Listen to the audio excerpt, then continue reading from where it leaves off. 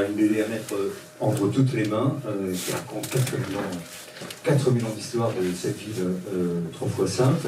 Donc Vincent Lemire, vous le connaissez bien, historien, spécialiste de Jérusalem, spécialiste du Proche-Orient, prof à Gustave Eiffel également, et vous donc publiez avec Bernard Philippe, qui est diplomate européen, ce livre Jérusalem, l'histoire n'est jamais écrite. Pourquoi cette passion, cette envie acharnée de travailler sur Jérusalem, Vincent Lemire? Bonjour à toutes et à tous, merci d'être là pour cette clôture. Frédéric, tu as passé toi-même 5 ans dans cette ville, dans cette sacrée ville, comme correspondant pour Radio France, France Inter. Et puis, allez, dans la salle, qui a déjà été à Jérusalem? Levez la main. Voilà, donc je sais pas, je dirais un petit quart. Je pense que celles et ceux qui ont été à Jérusalem n'en sont pas revenus complètement indemnes. C'est pas forcément une ville dont on tombe amoureux. Moi, je suis pas tout à fait certain d'aimer toujours Jérusalem. Mais pour moi, ça a été d'abord un terrain de jeu intellectuel. C'est-à-dire que moi, j'ai pas d'attache familiale particulière dans ce coin-là. C'est peut-être d'ailleurs ce qui m'aide. C'est-à-dire que une partie de ma famille n'a de compte à régler particulièrement ni avec Israël ni avec la Palestine, ce qui est déjà pas mal. Par contre, quand j'ai été pour la première fois dans cette ville, c'était en 1995, on était en plein processus d'Oslo, il y avait de l'espoir, il y avait, et moi il y avait moi je sentais le besoin d'écrire une histoire partagée de la ville.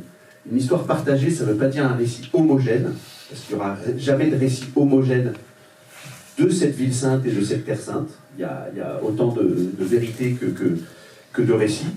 Une histoire partagée, ça veut dire de faire circuler ces récits, et de les faire circuler à partir d'une science qui s'appelle l'histoire, qui est la science du document et de l'archive. Donc il y a des gens qui ont vu des choses, il y a des choses qui se sont passées, ils les ont racontées parfois de façon très différente. Si on regarde les croisades racontées par les croisés ou racontées par les Sarrasins, c'est pas la même histoire. Chacun a sa vérité. Ce qui est important, c'est que les récits circulent. Et j'ai aussi senti qu'il y avait besoin précisément de cette science historique, parce que Jérusalem, c'est une ville qui est très disputée par tout le monde. Et voilà, le fait que cette BD, Histoire de Jérusalem, sorte dans quelques semaines, en hébreu et en arabe, après avoir été publiée et traduite dans une quinzaine de langues, du coréen au brésilien, au turc, grec, allemand, néerlandais, en hébreu et en arabe. On va fêter ça au mois de septembre. Pour moi, c'est le plus beau couronnement de tout ce travail. Justement, Vincent Lemire, comment, en tant qu'historien, on raconte Jérusalem en BD? Comment on fait de la BD en étant historien? Alors, D'abord, je voudrais saluer Stéphane Melchior, qui est ici, que vous avez entendu hier soir, sur un super livre sur l'océan. Stéphane Melchior, il est en train de co-scénariser avec moi l'adaptation de la BD Histoire de Jérusalem en série animée pour Arte. 8 fois 26 minutes. Alors, c'est pas pour tout de suite, hein. On a encore un peu de boulot. Mais on va dire qu'on a passé la phase de développement, on est vraiment maintenant en écriture et tout ça.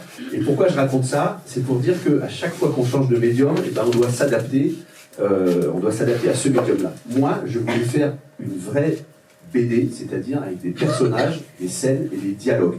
Je voulais pas faire un cours magistral illustré à la Jean Covici, Le Monde sans fin, qui est un livre que j'aime beaucoup, hein, et qui fait un carton absolu.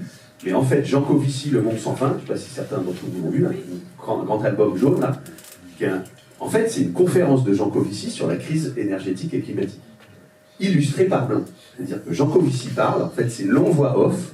Si on était en documentaire, ce serait long voix off, avec des illustrations de Blin. Donc, quand Jean Covici dit il faudrait plus de centrales nucléaires, il dessine plein de centrales nucléaires. Quand il dit 10 camions, c'est l'équivalent de, je sais pas quoi, il dessine 10 camions. Il illustre en fait une conférence. Ça, j'aurais pu le faire en 3 mois. Moi, je voulais une vraie BD pour répondre à ta question. Donc, des scènes et des dialogues, que le récit avance essentiellement par les personnages. Et ça revient aussi à la première question, c'est-à-dire que chaque personnage a une vérité à délivrer, qui n'est pas forcément la mienne. Et ils ont des choses à dire sur l'histoire de cette ville Il y a des juifs, il y a des musulmans, il y a des chrétiens, et puis il y a plein de chrétiens différents. Ils racontent chacun leur part de vérité. Moi, je ne suis pas là pour en juger particulièrement, mais je suis là pour leur donner à tous et à toutes alternativement la parole. Mais là où le problème est devenu compliqué pour moi, et c'est pour ça que ça m'a pris 6 ans pour faire cette BD, c'est que je voulais que ce soit pas seulement une BD historique, mais une BD historienne au sens méthodologique du terme, et donc je n'ai pratiquement inventé aucun dialogue. Alors, entendons-nous bien, hein, j'étais pas là pour enregistrer ce que se disait par exemple Saladin et Richard Cœur de Lion. Mais Saladin et Richard Cœur de Lion se sont écrits des lettres, par exemple. Ils ont négocié en relation épistolaire. Donc je mets en scène Saladin qui lit une lettre de Richard Cœur de Lion et qui réfléchit à comment il va lui répondre et qui dicte à son secrétaire. Donc ça fait une scène vivante et qui est sans doute vraie. Quand le maire de Jérusalem, à la fin du XIXe siècle, échange avec Theodor Herzl, le fondateur du mouvement sioniste, pour lui dire ça va mal se passer, je ne suis pas d'accord, etc., ben, je mets en scène chacun de ces deux protagonistes dans leur contexte, l'un à Vienne, l'autre à Istanbul, en train d'écrire cette lettre et d'évoluer. Voilà, l'enjeu, la difficulté d'une BD, en fait, c'est d'incarner, c'est de montrer des personnages, et ça je l'avais jamais fait dans mes bouquins précédents, le Flammarion, Histoire du monde, c'est des grandes synthèses. Tu connais ça, c'est la différence entre faire un papier, ce qu'on appelle un micro, donc tu racontes une scène d'affrontement entre des soldats, etc. Ou alors on va te dire, non, je veux du reportage, je veux des gens qui viennent me raconter, ça prend beaucoup plus longtemps. Et tu sors de chez toi, il faut que tu trouves des témoins. Moi c'était exactement pareil. En fait. Alors, on pourra poser des questions, bien sûr, mais avant de continuer à parler de Jérusalem, on va y aller parce que Jérusalem, c'est aussi une ambiance sonore. On va regarder une toute petite partie de Jérusalem. Et voilà, on est immergé et on entend plein de choses. Et là, on va regarder la partie la plus importante pour beaucoup de Jérusalem.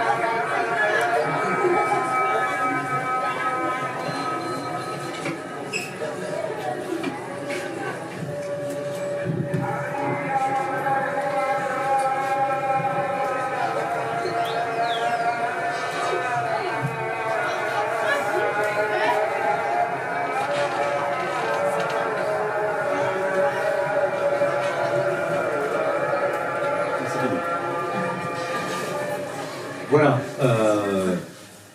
donc c'est le muezzin que l'on entend très régulièrement. Ceux qui sont allés pour lever le doigt tout à l'heure, ça leur rappelle des choses qu'ils n'ont pas, c'est qu'ils ne connaissent pas encore, ou connaîtront bientôt. Ben voilà ce qu'on entend. Alors à ce muezzin, on peut aussi rajouter quand même les cloches dans les vieilles villes. Il y en a souvent, régulièrement, beaucoup.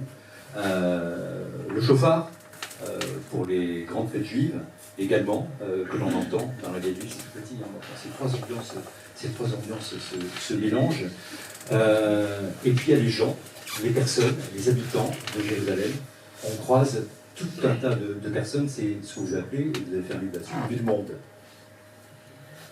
Oui, je pense qu'il n'y a pas beaucoup de villes au monde où, depuis toujours, en fait, on croise autant de cultures, de langues, de façons de s'habiller, de façons de prier,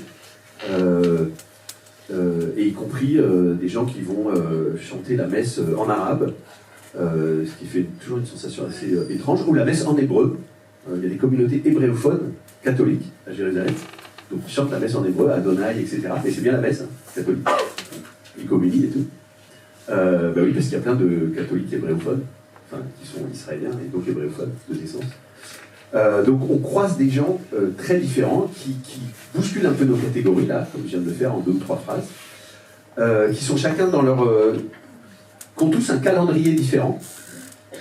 Vous voyez, par exemple, à Pontis-Plage, on a à peu près le même calendrier, quoi. On va dire le dimanche, il y en a qui vont à la messe, il y en a qui ne vont pas, mais la plupart des trucs sont fermés, on ne bosse pas, et le lundi on reprend le boulot. À Jérusalem, il y a des gens qui s'arrêtent de bosser le vendredi, d'autres qui s'arrêtent de bosser le samedi, et d'autres qui s'arrêtent de bosser le dimanche. C'est tout bête en fait, mais c'est... Donc il faut déjà...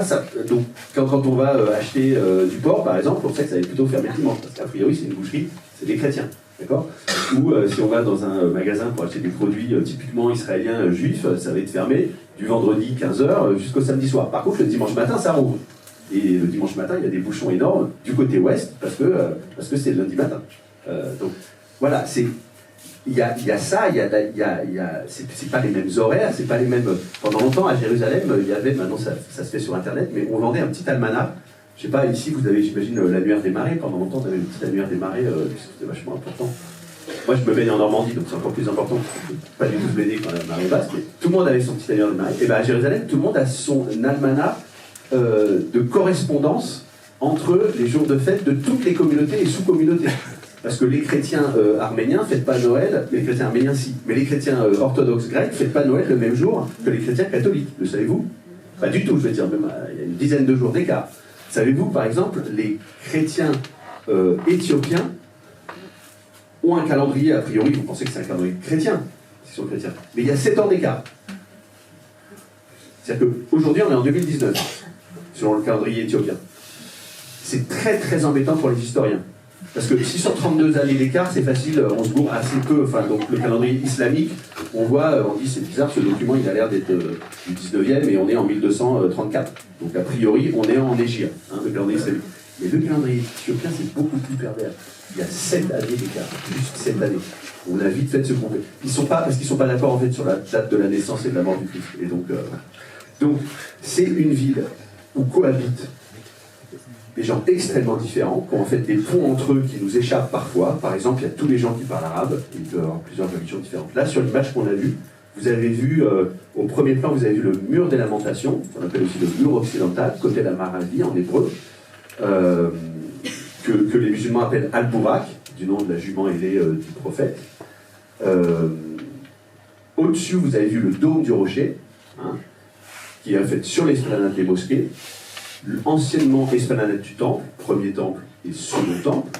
Et puis à l'arrière, vous avez vu le mont des Oliviers. Et puis après, vous avez vu le cimetière juif du mont des Oliviers. Ce mont des Oliviers il est hyper important, notamment pour les chrétiens. Il y a plein de cimetières chrétiens, parce que c'est là que se déroulera le jugement dernier. D'ailleurs, en fait, c'est une tradition reprise de la tradition juive, et les musulmans partagent aussi cette tradition. Et puis ensuite, quand il y a eu la fin du travelling, vous avez vu Silouane, qui est un village Siloé, qui est un village un peu au sud de la vieille ville de Jérusalem, qui fait l'objet aujourd'hui d'un intense investissement de la part des colons israéliens, qui expulsent massivement les familles palestiniennes et qui utilisent aussi l'archéologie pour en fait les déloger d'une certaine manière par les souterrains, quoi. Donc en une seule image, vous avez eu l'impression d'avoir vu cette grande diversité de Jérusalem. Et pourtant, il y a quelque chose que vous n'avez pas vu, qui était à l'avant du premier plan, c'est-à-dire toute la première minute travelling, vous aviez le mur des lamentations, comme ça, et devant, vous aviez un parvis, une grande place ouverte. Et bien là, jusqu'en 1967, il y avait un quartier qui s'appelait le quartier des Maghrébins, dans lequel vivaient 1 millier de personnes, qui avait été fondé par Saladin, à la fin du XIIe siècle, pour accueillir des pèlerins musulmans originaires du Maghreb.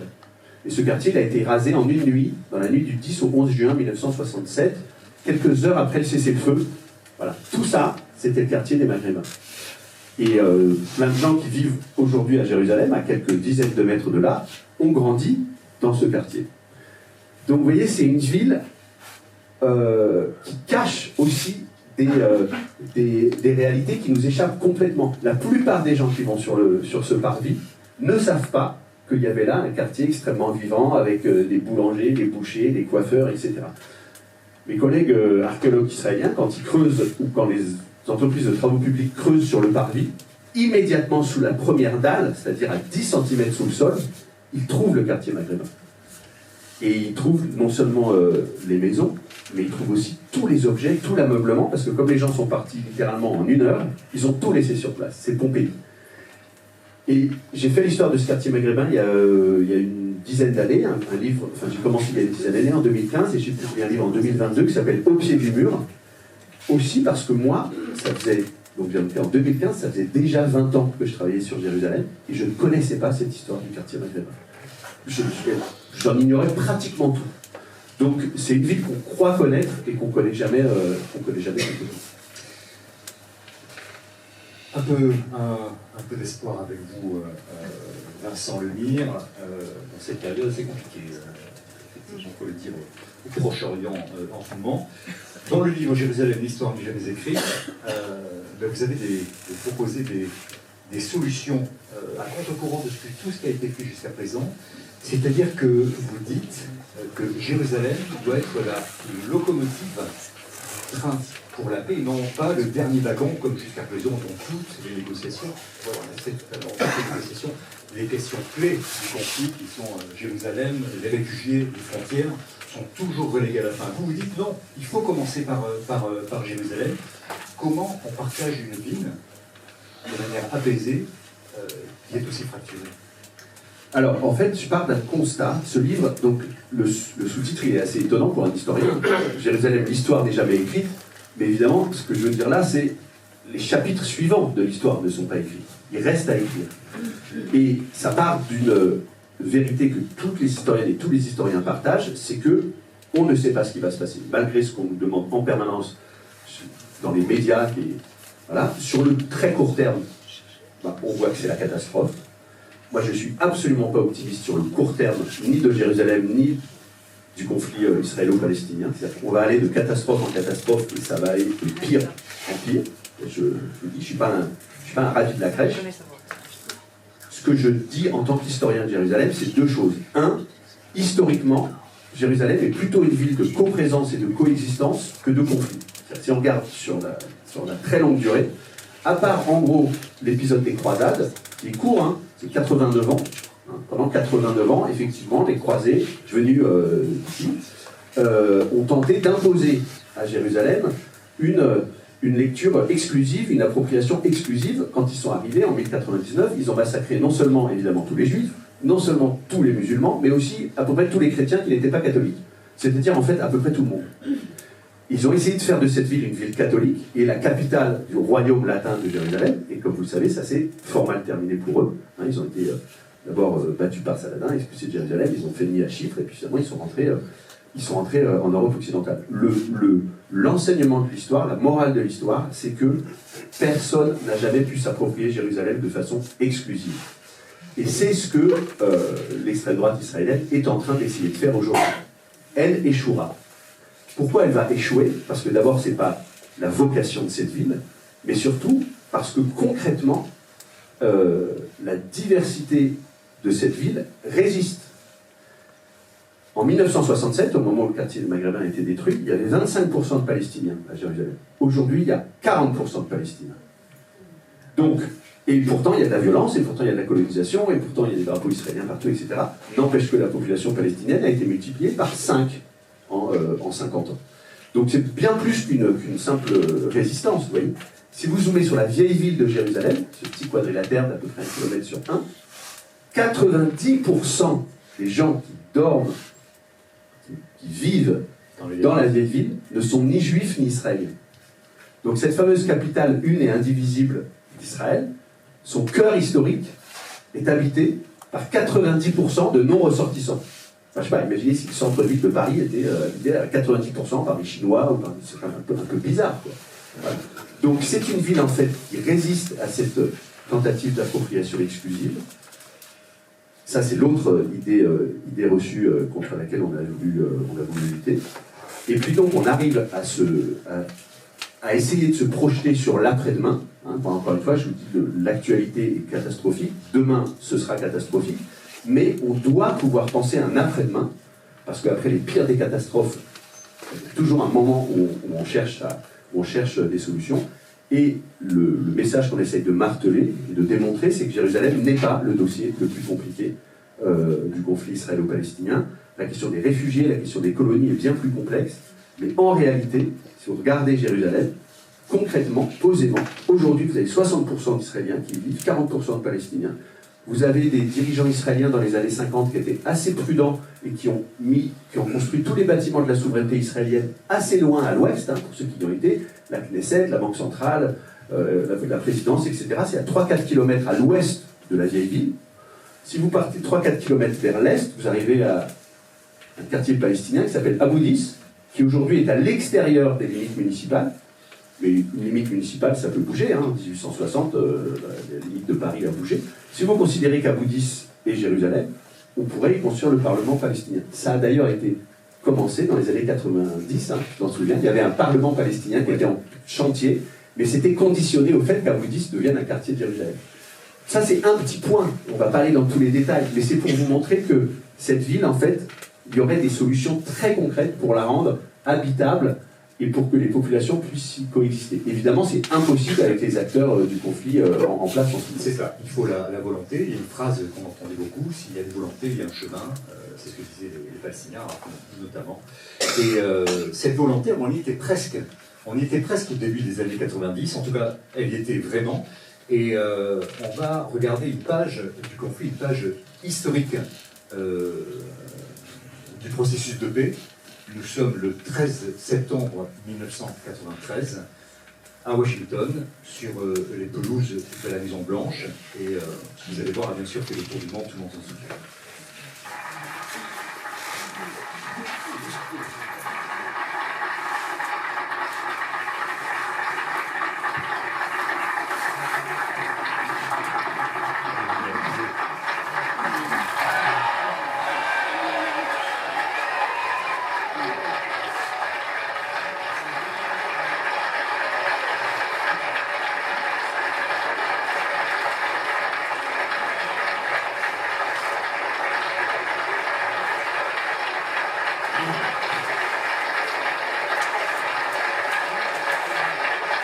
Voilà, donc effectivement, ça va le tour du monde. Yasser Arafat, président de l'OLP, qui serre la main d'Yitzhak Rabin, le Grand ministre, et Shimon Peres, son ministre des Affaires étrangères à l'époque, et Mahmoud Abbas, l'actuel président de l'autorité palestinienne, qui était là également, qui ont fait les négociations tous les deux. Donc là, tout le monde y croit. Tout le monde y croit vraiment. Mais peut-être parce qu'on n'a peut-être pas entendu tout le monde. Les acteurs et les personnes qui y vivent. On sait comment ça s'est passé. 94, prix Nobel de la paix à Yasser Arafat, Shimon Peres, Yitzhak Rabin.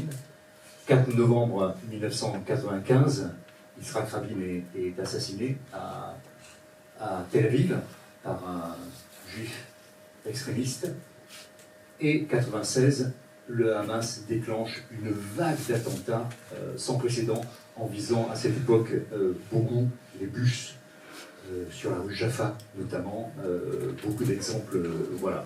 Et vous, après Vincent Lemire, après cette poignée de main, vous vous rendez à Psagot. Psagot, c'est une colonie près de Ramallah, et vous avez rencontré les colons qui vous parlent extrêmement clairement. Oui, c'est-à-dire que moi, c'est le moment où j'arrive, pratiquement j'arrive là-bas, et comme tout le monde, je suis rempli d'espoir. Mais je me balade aussi un petit peu en Cisjordanie, et les colons, en fait, sont très confiants. Les colons, ils font 5, 6, 7, 8 enfants par famille. Ils font leur petit... et eux, ils ont une autre temporalité. Et ils m'expliquent qu'ils ne sont absolument pas inquiets. Ils sont absolument pas inquiets sur le moyen terme, moyen-long terme. Ils vont conquérir cette ville. Et puis de l'autre côté, effectivement, il y a le Hamas qui va s'organiser pour torpiller ce processus de paix. Donc ça doit aussi nous servir de leçon, c'est-à-dire que dans tous les grands moments historiques, on pense que là on a une bascule, et en fait il est juste en train de se passer l'inverse de ce qu'on voit. C'est pas pour dire qu'aujourd'hui il se passe l'inverse de ce qu'on voit, mais je peux vous dire aujourd'hui que des choses sous les radars progressent. Par exemple, du côté palestinien, du côté de la jeunesse palestinienne, vous n'avez plus beaucoup de militants qui vous parlent d'un État palestinien en Cisjordanie et dans la bande de Gaza, c'est-à-dire sur 22% seulement du territoire. Eux, ils disent, mais nous, on veut l'égalité des droits sur tout ce territoire, à la fois pour les Palestiniens d'Israël, qui sont 2 millions quand même, 2 millions, 20% de la population israélienne sont des Palestiniens, Ils sont ils représentent un tiers de tous les Palestiniens de ce territoire. Il y a 7,5 millions de Palestiniens de la mer au Jourdain et 7,5 millions de Juifs israéliens. C'est facile, 15 millions de personnes.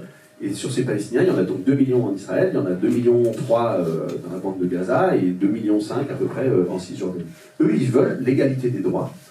Donc ils sont plutôt dans une perspective, on va dire, ils se comparent, en fait, ils comparent la situation en Afrique du Sud du temps de l'apartheid, hein, c'est un terme qu'ils utilisent, et ils disent, ben, nous, en fait, on va se battre pour l'égalité des droits, et du côté israélien, et du côté palestinien. Et maintenant, si on va rencontrer les militants israéliens, les plus actifs, par exemple des gens comme A Land for All, Une patrie, deux États, il y a beaucoup de gens qui réfléchissent à cette configuration, c'est-à-dire que oui, il faut 2 États sur ce territoire-là, c'est-à-dire 2 gouvernements, 2 parlements, 2 administrations capables de délivrer des passeports, capables de protéger ses ressortissants par tous les moyens dont dispose un État. Tout le monde a droit à un État. Mais ces populations pourraient vivre sur l'ensemble du territoire, quelle que soit leur carte d'identité. Et c'est là qu'effectivement le livre Jérusalem n'est jamais écrite, l'histoire n'est jamais écrite, co-rédigé donc avec un diplomate européen. Il y a aussi des sources d'inspiration du côté de l'Europe, hein, pour 2 raisons. D'abord parce que l'Europe s'est construite sur les cendres de la guerre et de la Shoah et d'un affrontement terrible. Enfin, je veux dire, on peut parler des dizaines de milliers de morts du conflit israélo-palestinien, on peut parler de la guerre génocidaire à Gaza, bien sûr, 70 000 morts, mais rappelons-nous ce que c'était que l'Europe en 1945, quoi. Hein. C'est 6 millions de morts de la Shoah, en Europe orientale, etc. L'Europe s'est construite précisément sur cette catastrophe historique. Donc, l'idée, c'est de partir de là, c'est de dire, une catastrophe historique ne débouche pas forcément sur une autre catastrophe. Ça peut déboucher sur la meilleure. Première chose. Et puis l'Europe a été capable de construire une ingénierie politique, administrative, qu'on peut critiquer, etc., mais qui permet quand même aujourd'hui à tous les Européens, quelle que soit leur carte d'identité, de vivre dans n'importe quel pays d'Europe, de continuer de bénéficier de la sécurité sociale, de voter aux élections locales dans leur lieu de résidence, aux élections nationales selon leur carte d'identité. Enfin, on a créé une ingénierie qui fait qu'il y a des parlements nationaux, il y a un Parlement européen, il y a plein de choses qui nous permettent de vivre ensemble malgré nos différences, nos diversités, nos décisions historiques qui ne sont pas les mêmes. Il y a un gouvernement européen qui bascule à l'extrême droite et pendant ce temps-là, on a l'Espagne qui bascule du côté d'une gauche très affirmée. Et ben, on continue.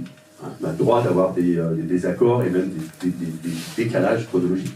Donc voilà, ce livre, il est aussi là pour ça, pour dire la diplomatie européenne pourrait faire des propositions créatives qui seraient proprement européennes, qui ne seraient pas du côté de la partition, hein, parce que le médiateur américain, il n'a fait que ça, et de toute façon, ils ne savent faire que ça, les Américains, c'est de dessiner des lignes. Ils ont fait la même chose en ex-Yougoslavie, c'est la partition, la division, hein, et ça c'est le schéma anglo-saxon, mais on a eu la même chose entre l'Inde et le Pakistan, hein. Chacun chez soi, et une ligne au milieu, voilà.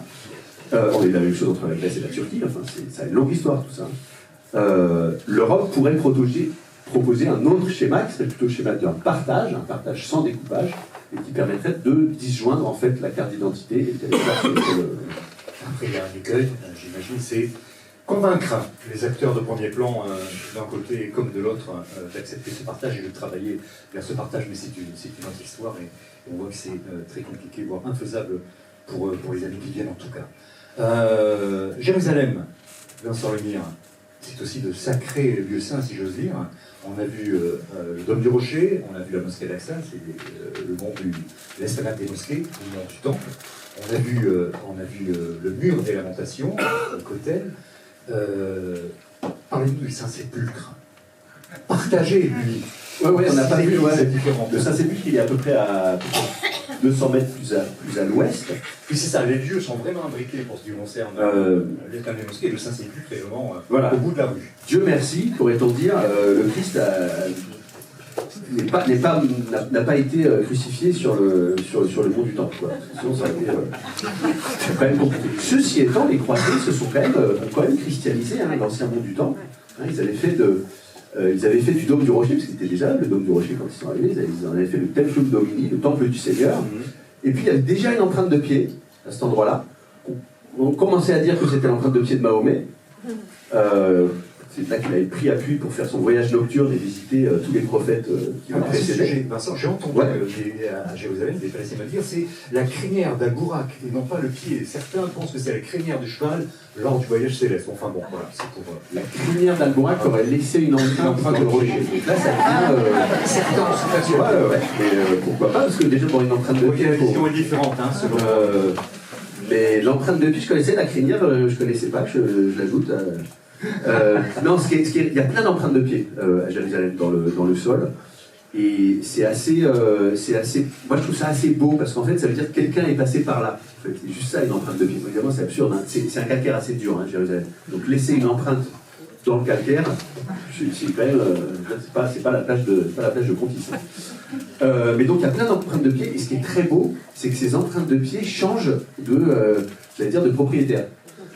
Donc cette fameuse empreinte sur le rocher d'Abraham, donc sous le dôme du rocher, moi quand je lis les chroniques chrétiennes du haut Moyen-Âge, hein, donc l'époque byzantine on va dire, 6e, 7e siècle, c'est l'empreinte du Christ. Du pied du Christ, et notamment au moment de sa visite au temple, de sa présentation au temple, il a laissé une empreinte de pied juste à côté du tabernacle, donc c'est bien le Christ juif, pendant sa visite au temple, a laissé une empreinte de pied. Ensuite, les musulmans arrivent, et ça devient l'empreinte de Mahomet. Alors qu'est-ce qu'on fait de l'empreinte du Christ? Et bien en fait, les musulmans, qui considèrent aussi le Christ comme un prophète, hein, comme vous le savez, Issa est le 3e prophète de l'islam, hein, Jésus, et donc ils ont déplacé l'empreinte de Jésus au sommet du mont des Oliviers, dans la mosquée qu'on appelle la mosquée de l'Ascension, qui est bel et bien une mosquée, et qui est bel et bien consacrée à la mémoire de l'ascension de Jésus, pas de Mahomet. Et donc là, on vous montre l'empreinte de pied de Jésus, c'est là qu'il a... Voilà. Donc on a ces deux empreintes de pied qui sont face. Mais effectivement, à 200 mètres de là, on a le Saint-Sépulcre, qui a été construit, enfin, sa première occurrence, c'est Hélène, la mère de Constantin, donc on est au début du 4e siècle de notre ère, pendant l'ère, on est en pleine histoire byzantine, et en fait Constantin se convertit au christianisme et envoie sa mère pour créer des lieux saints chrétiens dans une ville qui est totalement païenne, qui est une ville romaine. Et donc évidemment, il ne retrouve rien, puisqu'il s'est quand même passé à peu près 300 ans entre la crucifixion et ce moment-là. Et donc, elle creuse, elle croise des rabbins. Alors dans l'histoire de Jérusalem, il y a toujours un vieux rabbin qui passe et qui est toujours celui qui est chargé de porter la mémoire et de valider en fait une hypothèse. Et effectivement, il y a un vieux rabbin qui dit oui, on m'a raconté, creusé par là. Il creuse, il trouve 3 croix. C'est bien ça. Oui, c'est raconté dans l'histoire de Jérusalem, ouais, plusieurs plans. Des croix en bois, ils sont bien conservés apparemment. Mais alors, comme vous savez, la scène de la crucifixion, il y a le Christ et puis il y a les deux larrons. Donc, il ne faudrait pas faire d'une des croix des 2 larrons une relique. Donc, laquelle croix choisir? Alors, il y a une mourante. Il y a une mourante. On va poser la première croix sur la mourante. Bon, elle va pas mieux. On va chercher la 2e croix, la pose sur la mourante. Ça va très mal. On prend la 3e croix. Et là, elle se lève. Elle ressuscite quasiment. Et donc, c'est la croix. Donc, on dit bingo, c'est la bonne croix. Donc, ça procède comme ça. Et le Saint-Sépulcre est créé. Le Saint-Sépulcre, c'est assez compliqué parce qu'il est là pour commémorer une crucifixion. Et donc, au maximum, c'est un trou dans le sol, quoi. Et ensuite, une résurrection. Mais donc, une résurrection, ça veut dire un corps qui n'est plus là. Donc, la preuve, c'est qu'il n'y a plus rien. Donc, c'est hyper compliqué. En fait, la preuve, c'est que c'est un tombeau vide. Les tombeaux vides à Jérusalem, il y en a des centaines. Les tombeaux vides d'époque romaine, il y en a des centaines. Alors, on se met à s'appuyer sur d'autres indices. Dans Matthieu, on dit qu'il y a une pierre roulée qui ferme le tombeau. Vous savez, une pierre roulée. Alors, on élimine tous les tombeaux pour pas de pierre roulée. Bon, il en reste encore quelques dizaines. On se souvient que le corps de Jésus a été en fait racheté par Joseph d'Arimathie, hein, qui était un riche proche de Jésus, qui a en fait stipendié un peu les ceinturions, qui a réussi à emmener le corps. Donc on se dit, donc c'était quelqu'un de riche, et il se trouve que devant une de ces tombes romaines vides, on trouve une immense citerne souterraine, 800 mètres cubes. Donc on se dit une très grande citerne, ça devait arroser un très grand verger, donc ce très grand verger devait appartenir à quelqu'un de très riche, Joseph d'Arimathie était riche, bingo, ça va devenir un autre Saint-Sépulcre. Parce qu'aujourd'hui, à Jérusalem, il y a deux Saint-Sépulcres en fait.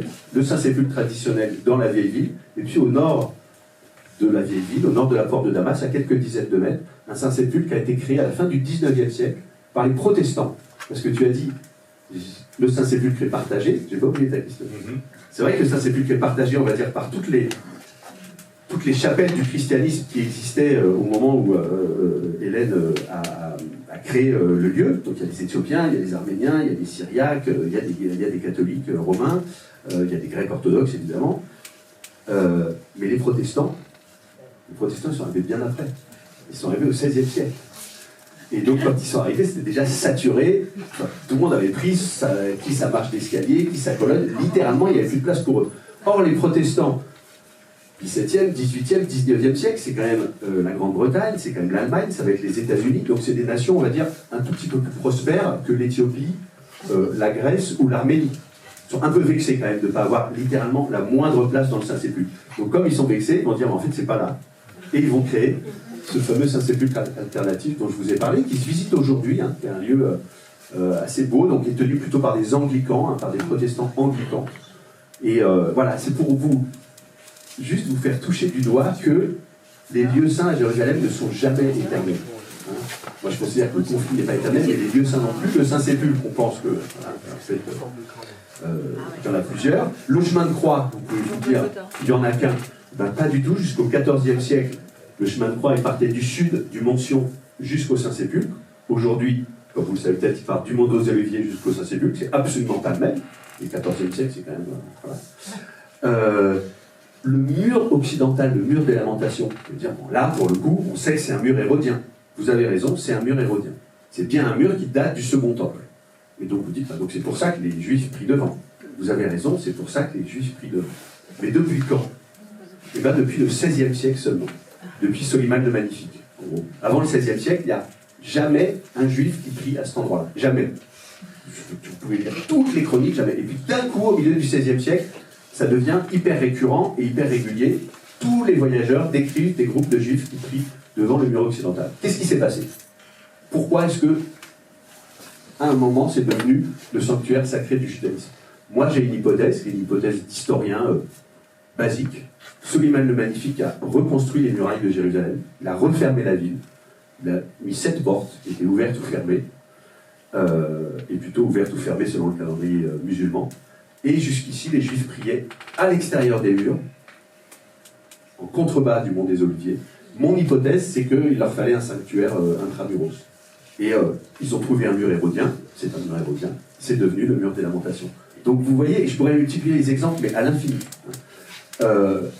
Tous les lieux saints dont on pense qu'ils sont immuables et éternels sont en fait tous fabriqués ou refabriqués à des dates différentes. Le tombeau de David, vous dites David, le tombeau de David, c'est un lieu saint juif, et puis vous rentrez dans le tombeau de David, et aujourd'hui vous avez un cénotaphe avec des lettres en hébreu, donc vous dites, bah, c'est logique, David, c'est le tombeau de David, c'est un lieu saint juif.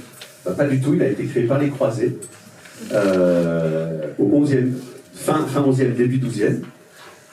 Donc il a été créé par les croisés, donc c'est un lieu saint chrétien. Ensuite il a été islamisé, c'est devenu Nabi Daoud. Daoud ça veut dire David en arabe. Et en 1948 c'est devenu un lieu saint juif. Donc le tombeau de David ça a été successivement un lieu saint chrétien, puis musulman, puis juif. Et encore une fois je pourrais multiplier les exemples. Encore un petit retour au Saint-Sépulcre. Vincent j'aimerais que, voilà, c'est régi par un statu quo, il y a 6 églises différentes qui vivent à l'intérieur, qui le font vivre, avec parfois, certaines fois, des affrontements, notamment au moment de la résurrection à Pâques, c'est la première église qui annoncera la résurrection, mais il y a quelque chose que je trouve d'intéressant dans le Saint-Sépulcre, c'est qu'il y a une échelle inamovible. Racontez-nous ça. Ouais, alors peut-être vous voyez, quand ceux qui ont été à Jérusalem, quand vous êtes sur le parvis du Saint-Sépulcre, vous avez 2 portes, dont une est murée, la porte de droite, on rentre donc par la porte de gauche, et puis au-dessus, vous avez une corniche, et sur la corniche, une petite église, une petite échelle, qui a rien, enfin, qui ressemble à rien, je veux dire, Et cette échelle, on la voit sur toutes les peintures et toutes les photos et toutes les gravures depuis au moins le XVIIIe siècle. Elle n'a pas bougé. Donc c'est assez fascinant, c'est comme si quelqu'un qui réparait une tuile, c'est l'échelle, et depuis le XVIIIe siècle, elle n'a pas bougé. Pourquoi elle n'a pas bougé? Parce qu'en fait, au bout de quelques semaines qu'elle était là, la question de savoir qui pouvait ranger cette échelle allait déterminer, savoir à qui appartenait la corniche sur laquelle était posée l'échelle. Donc ils ont commencé à discuter. Mais non, mais nous on a bien cette partie de la gouttière, puis là, donc là forcément c'est à nous. Mais non, puisque nous on a la partie du mur qui est là, donc la corniche fait partie du mur, puisque c'est la partie là. Mais non, mais nous. Et donc, le fait d'enlever cette échelle serait devenu synonyme d'appropriation de la corniche. Et donc, depuis le début du XVIIIe siècle, l'échelle est là. Elle n'a pas bougé. Pour moi, c'est presque un des éléments les plus touchants en fait, de cette histoire-là. Elle ne peut pas bouger parce que quiconque l'enlèvera s'appropriera pratiquement la façade. Voilà, et ça veut dire aussi sera en capacité de montrer que dans le rapport de force, il est un peu plus dominant que les autres. Et je crois que personne non plus ne se souvient qui a laissé l'échelle. Ah non, c'est comme dans les histoires corses, quoi, où on sait qu'on ne sait pas, mais on ne sait plus vraiment pourquoi, quoi. On a perdu un peu de clé. Par contre, on sait qu'on ne sait pas. Ceci étant, comme on en parlait hier, alors c'est vrai que si vous regardez, il y a eu une des fêtes de Pâques, je me souviens plus, c'était il y a une dizaine d'années, où c'est vrai qu'il y avait vraiment des bagarres, enfin vraiment. Si vous regardez sur YouTube, vous tapez bagarre Saint-Sépulcre, fête de Pâques, c'est y compris, vous savez, les encensoirs, là, que vous utilisez normalement, c'est comme ça. Alors un encensoir, en fait, ça peut faire une masse d'armes hyper efficace. Et puis les étendards avec les drapeaux, enfin oui, ça peut servir d'armes par destination. Donc vraiment, c'est costaud. On sait qu'à une époque, en particulier les patriarcats grecs et arméniens, parce que c'est eux qui se battent, recrutaient les moines sur leur capacité physique, et c'était évident, les gars faisaient tous 140 kilos avec des épaules comme ça, etc. Donc c'était pas forcément des grands érudits, mais par contre c'était des catcheurs hors pair. Aujourd'hui, avec ce qui se passe, la gravité de ce qui se passe, et les menaces aussi contre les chrétiens, hein, qui sont de plus en plus importantes, les patriarches en fait ont un petit peu sifflé la fin de la récréation, en disant en fait on va arrêter nos petites chicaneries, etc. L'échelle, elle ne bouge plus. Et à Pâques, ça se passe beaucoup mieux. Et ils se voient maintenant régulièrement et ils essaient de s'organiser, de se structurer pour faire face à une menace qui est bien plus grave que leur petite chicanerie entre chapelles chrétiennes. Alors avant de passer aux questions, encore une autre question. Vous dites, Vincent Lemire, à Jérusalem, il ne faut surtout pas remettre Dieu au centre du village, donc au centre de la diplomatie et au centre de Jérusalem, alors qu'il est un peu partout dans cette ville. En fait, ce qu'on vient de raconter, ça illustre. Moi, je suis un historien de la ville, un historien du urbain. À Jérusalem vivent 1 million de personnes. Il y a des enfants qui vont à l'école, il y a des gens qui vont faire des courses, qui prennent les transports en public, qui jettent leurs ordures. Enfin, je veux dire, c'est aussi une ville, quoi, et une grande ville.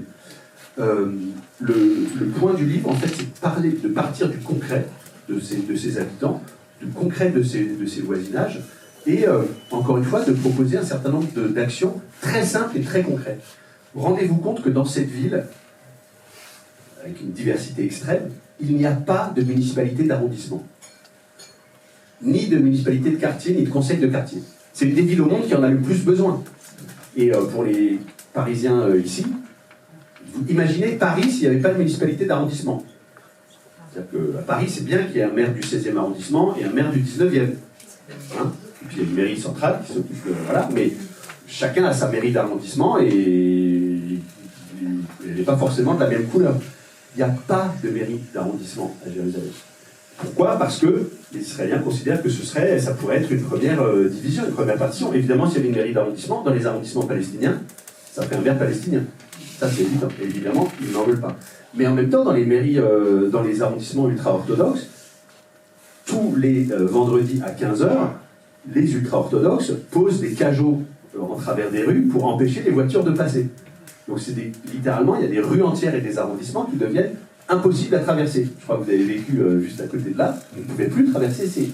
Donc c'est une entrave quand même à la circulation publique. S'il y avait une mairie d'arrondissement, elle pourrait dire du vendredi 15h au samedi 19h, il n'y a plus de circulation de voitures, les choses seraient mairie d'arrondissement. Deuxième chose, il n'y a pas de police municipale à Jérusalem. Alors, je ne suis pas un grand turiféraire de la police municipale, mais s'il n'y a pas de police municipale, ça veut dire qu'il n'y a qu'une police nationale. Donc, aux mains d'un gouvernement, en l'occurrence, aujourd'hui, un gouvernement nationaliste, et le ministre de la police, c'est un certain Itamar Ben-Gvir. D'accord? Donc, c'est littéralement une milice aux mains d'Itamar Ben-Gvir. C'est une police nationale. S'il y avait une police municipale recrutée parmi les citadins, donc des juifs, des chrétiens, des musulmans, qui soient formés à la gestion de conflits, qui parlent plusieurs langues, et qui rendent compte, non pas à un gouvernement national ou nationaliste, mais à une municipalité mixte, ça aurait déjà énormément, dans le maintien de l'ordre quotidien, ça aurait déjà énormément d'implications. Donc vous voyez, c'est des choses simples, concrètes, évidentes en fait, dont on comprend évidemment pourquoi est-ce que le gouvernement israélien aujourd'hui n'en veut pas, puisqu'il continue de défendre cette fameuse fiction de la ville une et indivisible, capitale éternelle d'Israël. Mais la réalité fait mentir ce slogan, hein, je ne vais pas redire les chiffres, et donc nous on dit, de toute façon les Palestiniens ne partiront pas, de toute façon Jérusalem sera toujours une ville de coprésence, donc les solutions sont celles-là. Elles seront mises en place un jour ou l'autre, mais elles sont disponibles. Voilà. La BD, au début, elle va être traduite en hébreu, en arabe à la rentrée. Deux, trois choses sur la BD. Par exemple, on a parlé de la crucifixion du Christ, de Jésus. Vous dites, à l'époque, c'est sans doute passé totalement inaperçu. Oui, il y a certains lecteurs, lectrices de la BD qui m'ont dit tu n'as fait que 2 pages sur la crucifixion du Christ. 2 pages sur un chapitre de 20 pages, c'était déjà pas mal. Hein.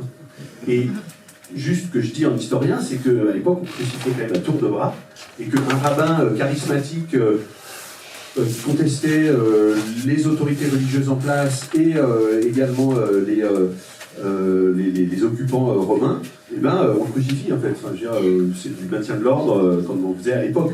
Il est évident que c'est passé inaperçu. On a crucifié la veille, on crucifiera le lendemain, quoi. Donc, l'idée, c'est aussi d'essayer de, encore une fois, de se mettre dans la tête des contemporains et de raconter l'histoire du christianisme à Jérusalem à partir du moment où il apparaît, c'est-à-dire quand Hélène, encore une fois, en 325, vient pour essayer de créer des lieux saints chrétiens. Mais la crucifixion en elle-même n'est évidemment pas un événement. Moi, je le mets un tout petit peu en scène parce qu'il y a quand même ce récit de l'invention du Notre Père sur le mont des Oliviers, dans le jardin des Oliviers, et il se trouve que le narrateur de ma BD, c'est un olivier. Hein, donc, évidemment, ça me permet d'incarner un peu cette scène et de faire de l'olivier, en fait, un témoin privilégié de peut-être l'invention du Notre Père, qui, comme vous le savez, est devenue une prière universelle, en tout cas dans l'Église catholique. Alors, vous avez déjà parlé... Il est 13h05, hein, déjà. Oui, on termine juste une dernière question sur la BD. Vous avez parlé des croisades et du bain de sang que ça a engendré et du massacre des populations. Saladin reprend Jérusalem d'une manière totalement différente. Mais Saladin, c'est vraiment une figure hyper positive. Hein. On cherche ses défauts. Hein. Et alors, moi, il y a plein de gens qui m'ont accusé de dire oui, c'est une lecture, la façon de décrire les croisades et la façon de décrire Saladin, on voit très bien de quel côté vous êtes et tout. Et en fait, vous pouvez lire n'importe quel historien, enfin, il se trouve que les croisés ont massacré tout le monde, j'y peux rien. Voilà. Mais massacré même un peu au-delà, enfin, pas un peu au-delà, bien au-delà du nécessaire. C'est-à-dire que qu'il y ait des morts pour prendre la ville, ok, mais c'est pas le sujet. C'est qu'ensuite, pendant une quinzaine de jours, ils ont littéralement égorgé tout le monde, hommes, femmes et enfants, quoi. Et les descriptions des massacres des croisés, c'est, je veux dire, qui décrivent y compris les soldats croisés qui n'en peuvent plus en fait, qui ont du sang jusqu'aux genoux, etc. C'est pas moi qui les ai inventés. Saladin, en fait, au moment où il va reprendre la ville, en fait, il a complètement repris quasiment le territoire, donc il sait que cette ville va tomber. Et un certain nombre de ses généraux, en fait, lui disent c'est un djihad, c'est une guerre sainte, et donc il faut prendre Jérusalem de vive force. Hein, il faut forcer, en fait, il faut faire tomber Jérusalem.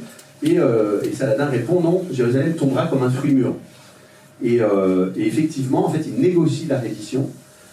Donc Jérusalem est reprise sans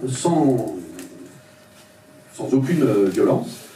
il n'y a aucun mort, et il autorise, y compris les populations chrétiennes qui le veulent, à rester. Il négocie le départ du patriarche latin, qui l'autorise à partir avec tout son trésor. C'est quand même sympa. Donc il n'y a pas de pillage non plus. Et surtout, il fait revenir de très nombreuses communautés juives, parce qu'en fait, il a besoin de repeupler cette ville. Il a besoin d'en faire à nouveau une ville prospère, une ville vivante. Et donc, il fait revenir des communautés juives et également des communautés chrétiennes originaires de Jordanie. Donc, on est obligé de constater, au-delà de cet épisode singulier, on est obligé de constater que, globalement, les périodes de souveraineté musulmane, islamique, sur Jérusalem, sont plutôt des périodes de coexistence. C'est-à-dire que des communautés chrétiennes, musulmanes et juives cohabitaient de façon harmonieuse, plus ou moins harmonieuse, et que le seul moment où vraiment ça s'est extrêmement mal passé, c'est la période des croisés, parce que, encore une fois, les croisés ont voulu faire de cette ville seulement la capitale d'un royaume latin catholique. Merci beaucoup. Une chose alors Vincent, sur les lieux saints, ou les lieux où se sont passés des épisodes importants comme la crucifixion ou le voyage céleste.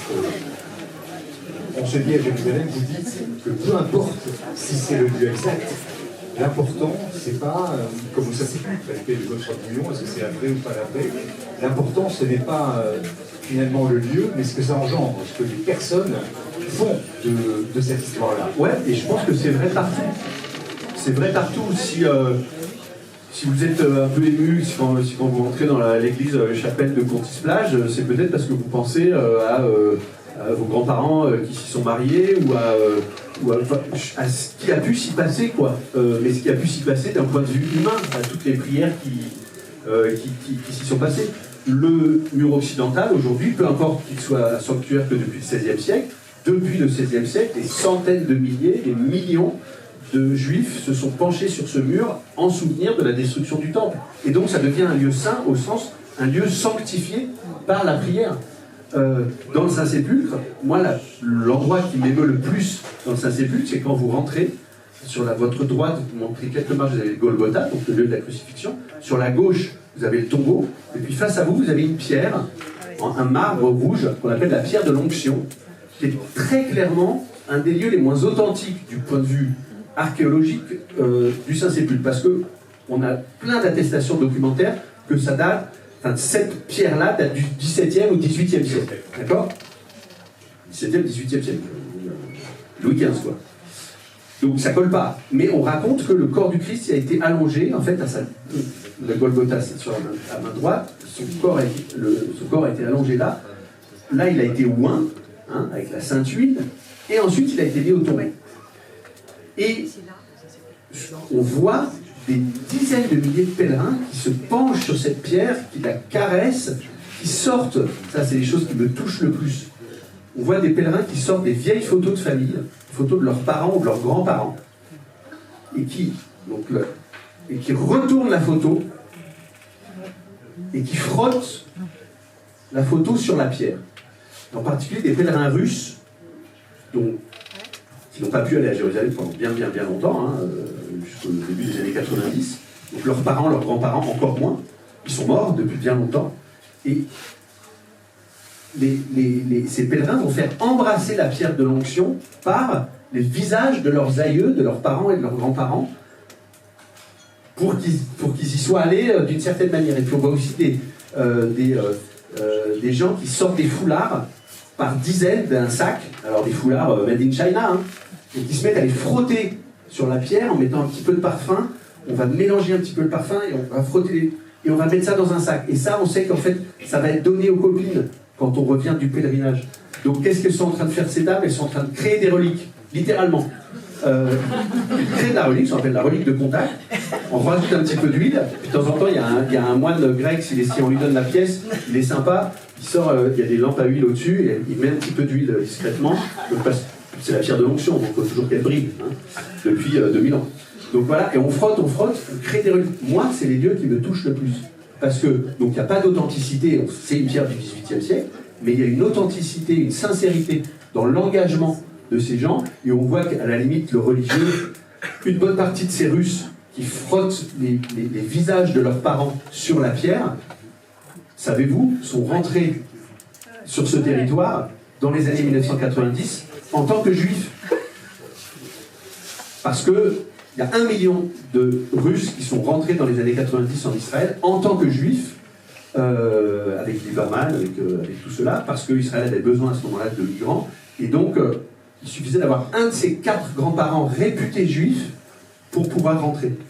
Il y a énormément de ces Russes qui étaient totalement christianisés. Ils sont rentrés comme juifs, mais ils étaient complètement chrétiens orthodoxes. Et aujourd'hui, on les voit dans les boutiques qui vendent du porc, alors qu'ils sont considérés comme juifs israéliens. Mais, donc, voilà, moi, c'est ces lieux de Jérusalem qui m'intéressent le plus. Les lieux où on est au plus près des gens, au plus près du ressenti des gens. Voilà. Les 13h15, à mon avis, il faut qu'on...